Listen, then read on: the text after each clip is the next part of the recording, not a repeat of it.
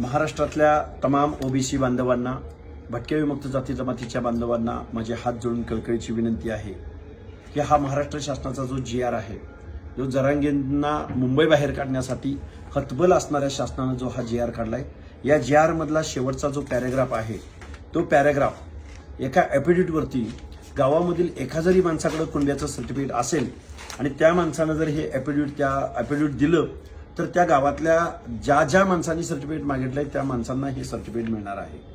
याचा सरळ अर्थ असा आहे की या GR द्वारे जो बोगस कुणबी सर्टिफिकेटचा सुळसुळाट गेल्या दोन वर्षापासून महाराष्ट्रात आहे, त्याच्यामध्ये आता जास्त प्रमाणात वाढ होणार आहे आणि बोगस कुणबी सर्टिफिकेटद्वारे महाराष्ट्रामध्ये बेकायदा सर्टिफिकेटचा सुळसुळाट या महाराष्ट्रामध्ये होणार आहे आणि पर्यायानं या GR द्वारे ओबीसीच्या आरक्षणाच्या नरडीचा घोट घेण्यात आलेला आहे।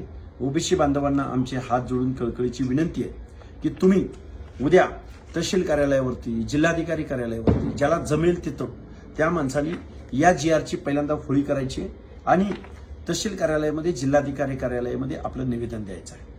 आत्ता जर तुम्ही नाही उठला, आत्ता जर तुम्ही नाही बोलला तर याचे परिणाम तुम्हाला येऊ घातलेल्या 5 वर्षामध्ये बघायला मिळतील। स्पर्धा परीक्षा देणारे विद्यार्थी असतील किंवा उद्या पंचायत राजमध्ये निवडणुका लढणारे कार्यकर्ते असतील, बांधवांनो कधीतरी उठा, कधीतरी जागा व्हा, या GRचा अर्थ समजून घ्या, इथल्या आमदार खासदारांना याचा जाब विचारा। आज रोजी तुमचं आरक्षण संपलेलं आहे। शासनाला असा GR काढायचा कुठलाही अधिकार नाही। राज्य मागासवर्ग आयोगाच्या शिफारशीशिवाय अशा पद्धतीचं एक्झर्शन करण्याचा शासनाला अधिकार नाही। तरी पण झुंडशाहीच्या बळावर एका चौथी नापास माणसाच्या सांगण्यावरून जर हे घडत असेल तर ओबीसी बांधवांनो, आज रोजी तुमचं आरक्षण या GR द्वारे संपलेलं आहे।